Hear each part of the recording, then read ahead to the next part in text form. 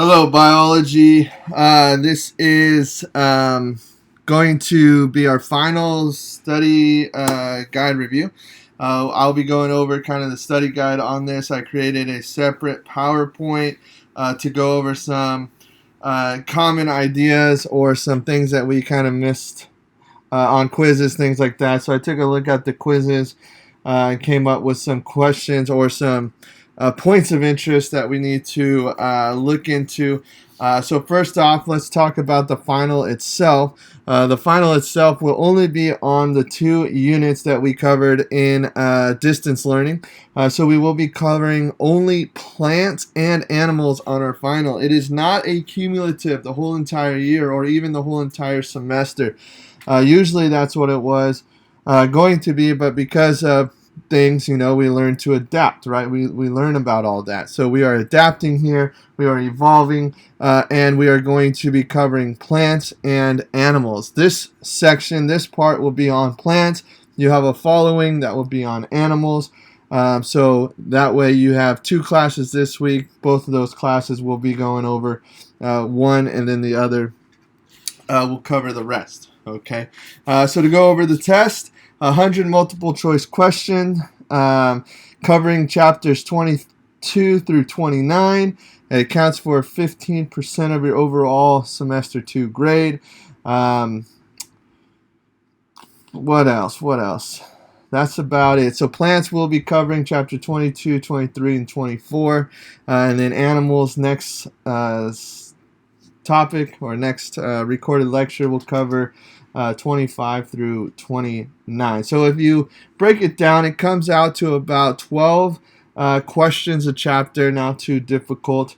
And I do want to say, going over this, you will need to follow along in your study guide. Looking at your study guide now, you have these sections. So you have pretty much vocabulary terms that are defined. So I'm not going to do a whole lot of going into vocabulary terms. I want to skip that and go over the concepts on the back, or I guess on the next part, where it's broken down into each chapter. So that's pretty much what I'm going to go through, and this is what this will cover. If I were you, I'd print this out, or print out your study guide, follow along with it. Write any notes into it that you may need, or type it up on a separate document. But there's not a lot of words in here. It's just me pretty much explaining some pictures, explaining things. So you need to, 1, pay attention to and write it down yourself. Most of the information, actually all the information, is on the study guide, but it may be a little brief or it may be a little vague. So I want to clear up any of those concerns that you may have as we go through that. Okay, so that's just the basis for this.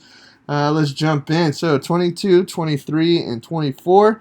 We're going to start with plants. Okay, picture of a rainforest to show the diversity of plants. You got non-vascular plants, seedless plants, vascular plants, seed plants, flowering plants. So here's a kind of this classification of plants. So you start off with the plant kingdom, and then you have cells and tissues not highly organized. That's going to be algae, okay, which actually make up the majority of plants, being algae. And then you have more complex, and it pretty much just goes into complexity from algae being simplest all the way to angiosperms, or flowering plants being more complex than that of the other types of plants. Okay. Typically, when we think of plants, we think of gymnosperms or angiosperms. Okay. So we are going to get into these cycles. Okay, I understand that this is confusing as all possible, but I want to go over and try to make it as simple as possible, okay? And this is called an alternation of generation, okay? So what that means is you have 2 generations of plants. You have a haploid and a diploid phase. Diploid being di, meaning 2, or 2 sets of chromosomes, okay? So if you're looking into these, here you have what are bryophytes. You have a diploid phase, which is this orange or brown, whatever you want to call it, but this is a diploid phase here, which produces a mature plant.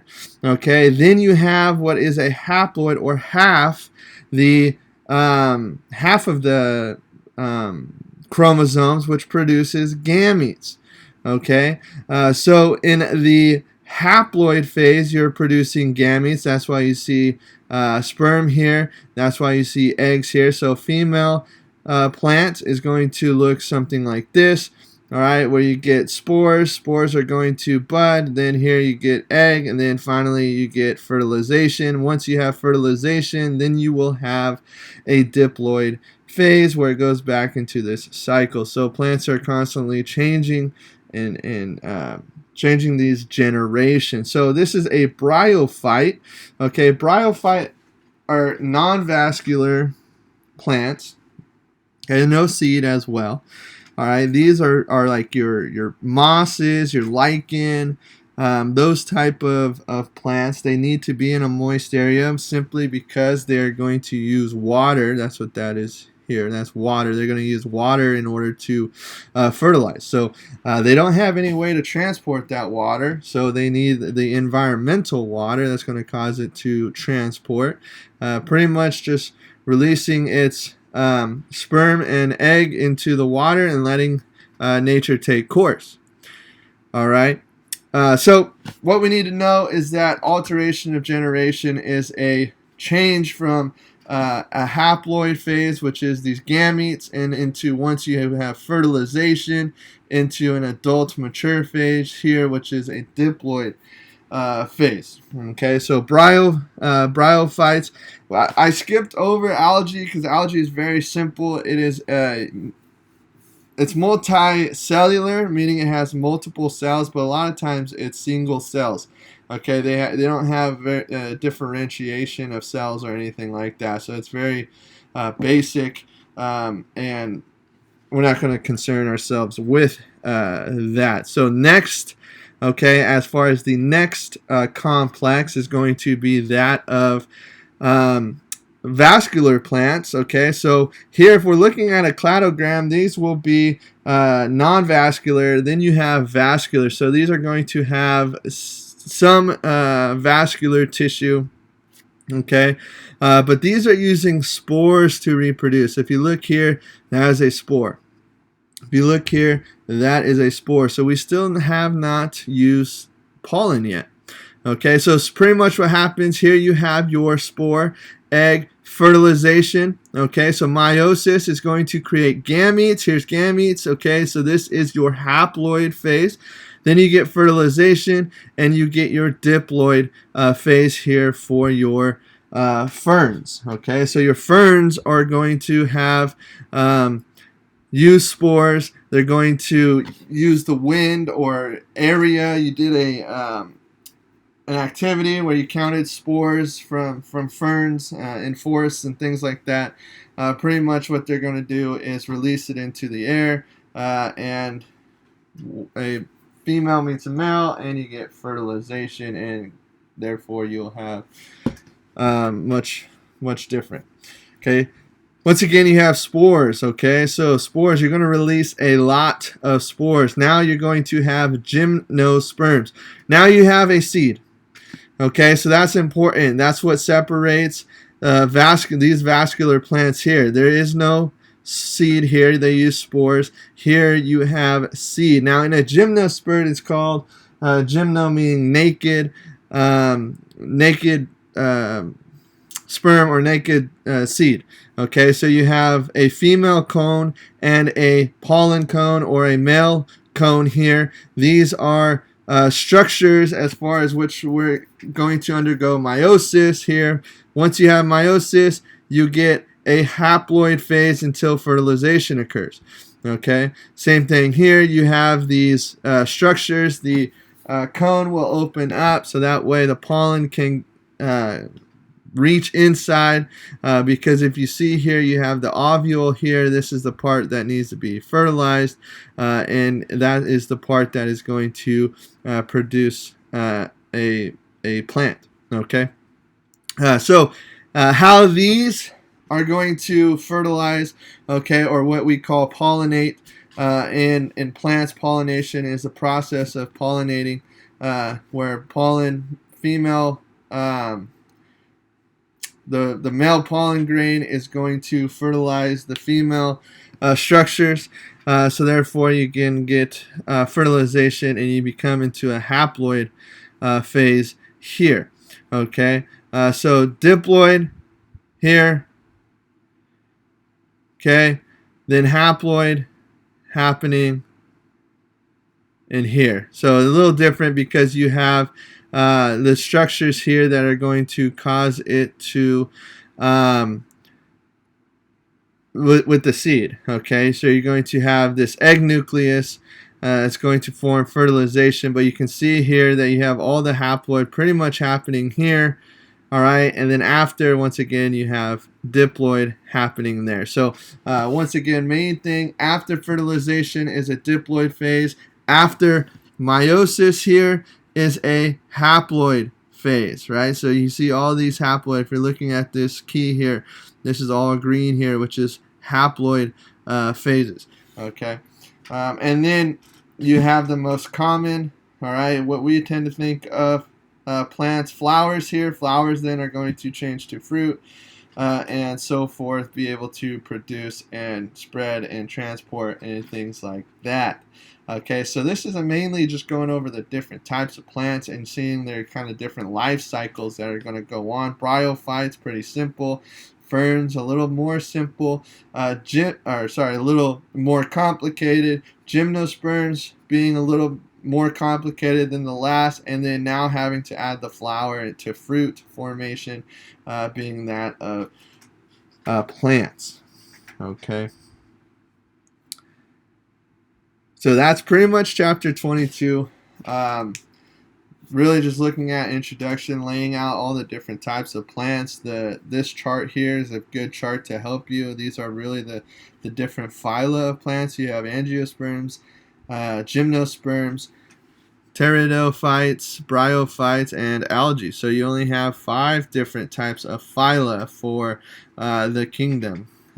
If you're looking at classification, domain, kingdom, phyla, that being next. So not too much to go into. So let's jump into chapter 23, plant structures and functions. These nutrients here, we're first going to be looking at. I want to talk about levels of organization. Okay, it's going to be important for this final. Okay, we're looking at smallest to largest, so we always will pretty much start with cells. Okay, well, we already covered plant cells. All right, we went over the basics for that. We will cover some cells in here in this section, but not too many. After cells is going to be tissues. After tissues, organs, and then organ systems, and then the organism. Okay, so plants, they have 5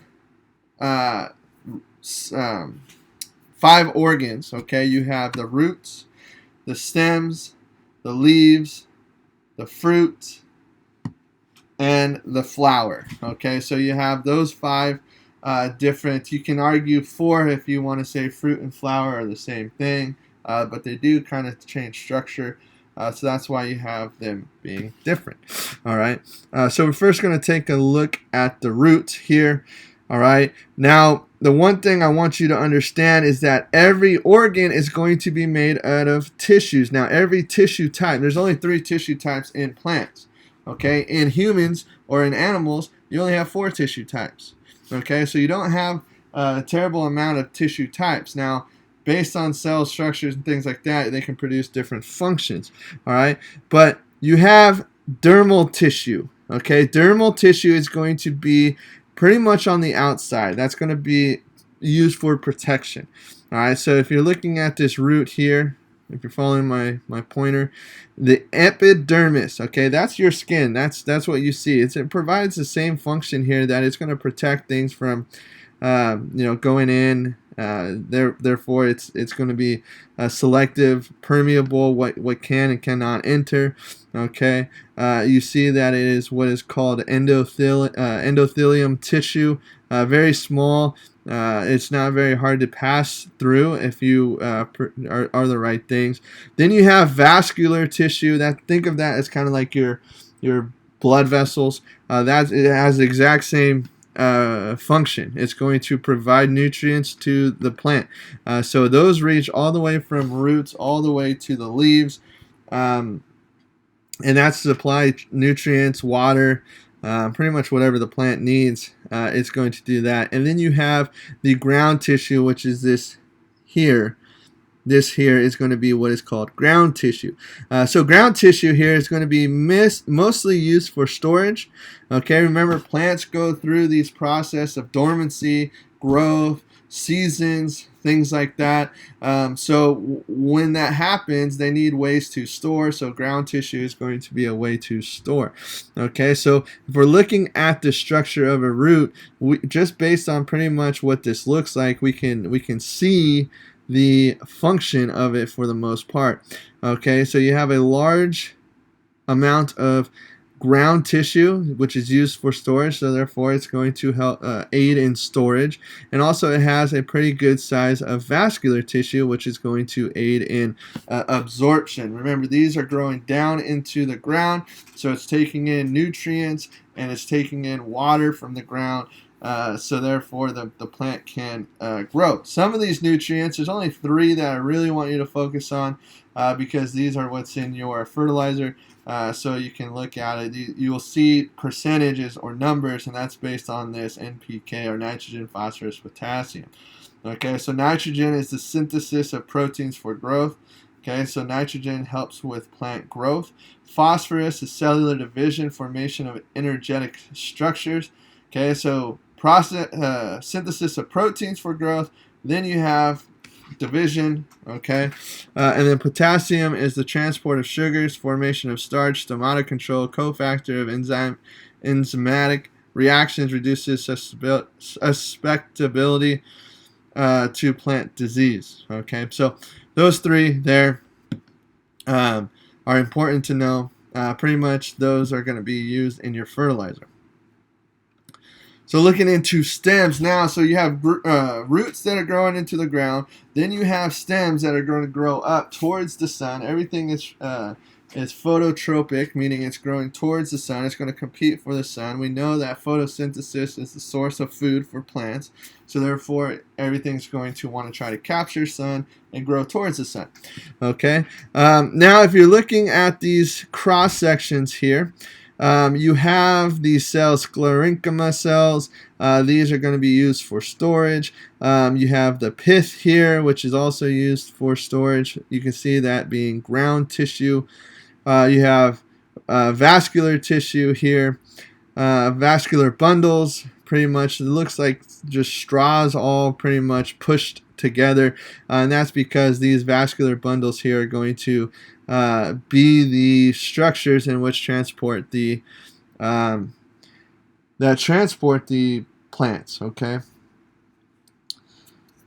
so going into it, here you have a monocot. You have kind of some randomization here of the stem of the vascular bundles per se. They're not necessarily they're scattered all throughout.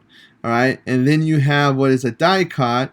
Dicot being here pressed towards the outside, and the pith being in the middle. This is pretty much going to act as what is a growth center. This is also going to be called a cambium, which we will talk about over here, because this is the next part that we talk about. You have 2 different types of growth. You have primary growth and you have secondary growth. So on the left of this here is primary growth. You have these buds or these meristems in which are going to cause growth. Okay, pretty much what happens here is it's just going to produce and grow from that. It acts as kind of like stem cells of the body. So like when you're going and developing from embryo to fetus and even on into your mature adult life, you have stem cells that pretty much just completely and reproduce and produce more and more cells. Well, that's pretty much what's happening. And since it's on the end here, it's going to be in what is an elongation phase. You also have it on the roots as well. That's what an apical meristem is this is pretty much a growth center. And if it's growing here, it's going to continue to grow deep into the ground for roots. And here at the stems here, it's going to produce growth upwards towards the sun. Okay, so this is an elongation or a height type of growth. All right. Secondary growth is more width. Now you see a lot more secondary growth in dicots and in gymnosperms, mainly because they're going to grow wide. These are your tree rings. If you know anything about tree rings, that's what this is going to form. So if you can see it, that's what's happening here. Is you're forming the tree rings. Okay, so if you're looking at it, you have the primary growth here. All right, so first year's growth, then you have the next year's, and then you have the growth from 2 years ago. Okay, so once again, you have smaller up here, and then you're having a widening of it as it gets bigger. Okay, so you have these cambiums. These cambiums act as meristems as well. You have primary phloem, vascular cambium here, okay, which is getting nutrients from the pith, okay, and then you have your cortex, which is also stores nutrients. You have your primary phloem, you have your primary xylem. So the xylem being on the inside, phloem being on the outside. Phloem is going to produce the sap that you see and stuff like that. And then you have your cork cambium, all right, and the cork's going to be the outside here. That's going to be your bark for the most part, which is going to be made up of your secondary phloem, cork cambium, and the cork itself. That's the part that kind of falls off. And as you see it fall off, it peels off, it's kind of dead. Well, that's because it's no longer getting nutrients. All the nutrients are kind of in the middle there. Okay, so stems are going to help support the plant. They're going to grow the plant tall. They're going to add for branches and flowers and leaves and things like that that are also going to help. And also protection. Usually they have some sort of water prevention or some tracheids, which are going to help protect from bugs and things like that. And finally, not finally, but talking about leaves here. Important. Leaves have this kind of flat structure here. They're not very thick. You have what are called mesophyll cells. You have spongy mesophyll and palisade mesophylls here. Here they're going to do more so of gas exchange. Here you're going to have more so of photosynthesis. If you look at this individual cell, you see more chlorophyll. Those chlorophyll being those green little circles here compared to these. And that's because this is on the top, and that's going to be the side that is going to be more so attracted to the sun, and it's going to carry out photosynthesis. Here you have the vascular bundle, so you have phloem and then xylem on the outside and providing nutrients for it. So that way the plants can then transfer it to wherever it needs to. Now leaves' most important function, one, photosynthesis, but also what leads to that is gas exchange, and that's pretty much what's going on here. Okay, so gas exchange is going to happen by just the flow of water in and out what are called guard cells. Okay, so no water, or that's what this here is the water flowing out of these guard cells is going to cause it to deflate and cover the opening. Okay, now when water flows into the guard cells, it's going to cause it to swell and create an opening. That opening is called the stoma. Now when that is open, you get an exchange of gas. Okay, so carbon dioxide coming into the plant, oxygen going out of the plant. So that way, this is how we are able to breathe. That's why we need plants, because they produce oxygen for us in order for us to breathe. So they are responsible, plants or leaves are responsible for gas exchange. Now we could be thinking, okay, well you have roots in the ground, they absorb water. How in the world do they get all the way up to the top? Well, that's because of the characteristics of water. Pretty much, water sticks to itself, but it also sticks to other structures. It is called is slightly polar, okay, based on the molecular structure. And pretty much what happens is it's going to act as like kind of like monkeys in a barrel or a long like paperclip chain, right? You put a bunch of paper clips together, you pull on one side and the whole thing kind of moves. Well, that's exactly pretty much what's happening. As water is released through what is called transpiration here, water from the ground is pretty much getting brought up and replacing that. Okay, so as long as those stoma is open, water is going to be transpiring through, and then it needs to be replaced as you need water in order for photosynthesis and cellular respiration to occur. So therefore, that is going to get transported just through water properties, and transpiration is that kind of evaporation of water into the air. Okay, so water gradient going through. Now the nutrients are going to use a little bit different of a system. They're going to use what is called a pressure flow hypothesis, and simply put, you're going to absorb nutrients, you're going to fill it full of water, you put more stuff into a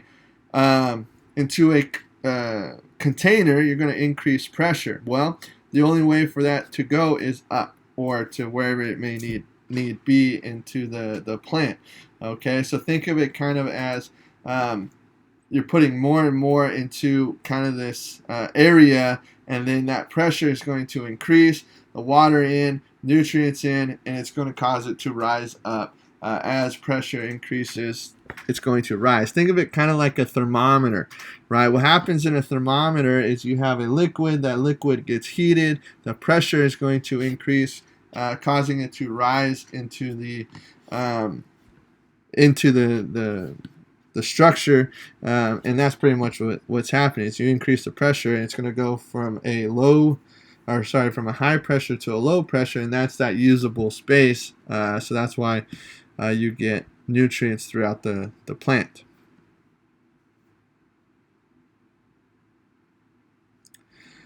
All right, going into chapter 24. Okay, our last chapter here. 4 plants. Like I said, I'm not going over the vocab. That's for you to do. I do want to cover some of this information here. I want to cover kind of, now we're talking about angiosperms. Okay, flowering plants. So we're going to be talking about plant reproduction. So mainly I want to talk about this chart here. So you have wind, insects, but you also have water as well. You have some plants that are like a coconut. A coconut is going to pollinate based on water. Okay, so you have different types of pollination that can occur, which is one here, which is self-pollination, where you have either the flower itself contains both structures that you can see here. You have a stamen, which is the male parts. You have a pistil, which is the female parts. Now this one is not able to self-pollinate, as the female part is a little bit higher. But if you look here, you can have some plants that are self-pollinators, meaning that they will pollinate themselves. Either the pollen somehow can land on the stigma, and that's what's going to cause pollination, and that fertilization is going to go into the ovary here, and that's going to create your seed, which then this will develop into a fruit of some sort, and then that's what's going to protect it. Okay, so you have self-pollination, you have cross-pollination, which is from one species, or from the same species, but from one flower to the next flower. And then you also have artificial, which is pretty much a person that is going to put that into it. So it's not necessarily a act of nature. You are doing it yourself. So an example of artificial pollination is going to be vegetation or cloning. Pretty much what happens is they take a clipping and then they're going to grow it from that clipping. Common fruits that or common plants, one being avocado.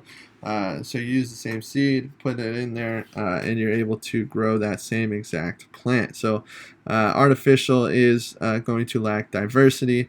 Cross-pollination will, and these pollinations will have diversity because it is sexual, where artificial is asexual for the most part. Usually they're not going to be taking the pollen of one flower and depositing it onto that of the other flower or the female parts.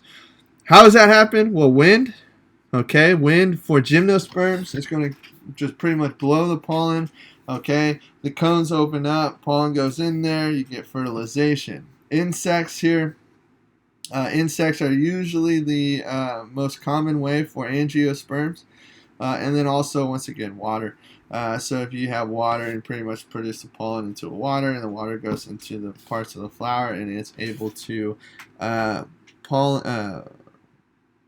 the flower and create and reproduce. Okay, so those are your different types of pollination, and then you go through the process. We already went over generations and things like that, so we're not going to go into too much of that. What I do want to get into are now growth and things of that nature. What happens when you have you do have fertilization and you start to grow or reproduce. First off, you have hormones. You have auxin, okay, stimulates stem elongation, affects root growth, differentiation, and branching.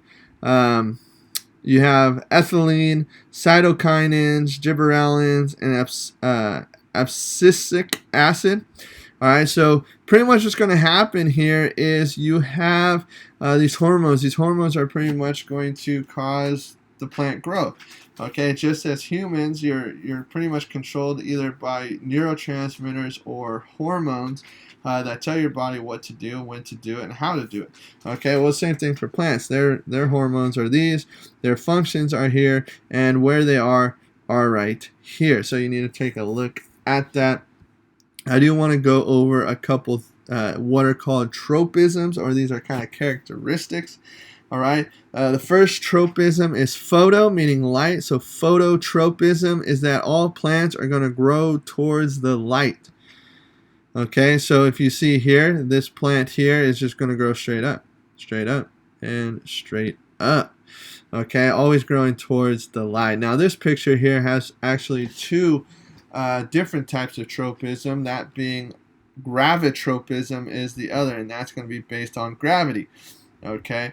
They're going to pretty much grow against gravity, okay, and that's what causes them to grow up. One, it's going to be aided by what is called auxin. That's pretty much aiding in all of these, and it's different. It's going to be the opposite way, but you don't necessarily need to know that. You just need to know that phototropism grows towards light. Gravitotropism is going to grow against gravity. Okay, and that's what causes plants to grow up, why they don't grow down. Okay, so if you do see a plant that is, just say if this plant just grew out sideways, okay, that is maybe they're lacking these hormones here, okay, kind of like a birth defect or something like that. Or this plant here would just grow straight down. It wouldn't survive all that great because it's not getting light, but for the most part, that is a gravitropism. And then you have thigmotropism, which is touch. Okay, and you see those on what are called climbing plants or vines. So you see vines here that they kind of latch on to stuff, and then they use that to kind of grow and aid them in growing towards the light. Okay. So I think that is it for plants. All right, so going over that information, once again, you need to read the part on the study guide, going over all the vocab terms and things like that, as that will be covered, as well as information here. I just wanted to go through and explain some of these concepts on the later part for chapters 22, 23, and 24. If you have any questions, you can email me or you can comment on Google Classroom. Commenting is typically a little bit better as I get a better notice. Usually with the email, I will return it the next day. So commenting on it would be the best, either private or class comment. Next recorded lecture will be animals. Thank you.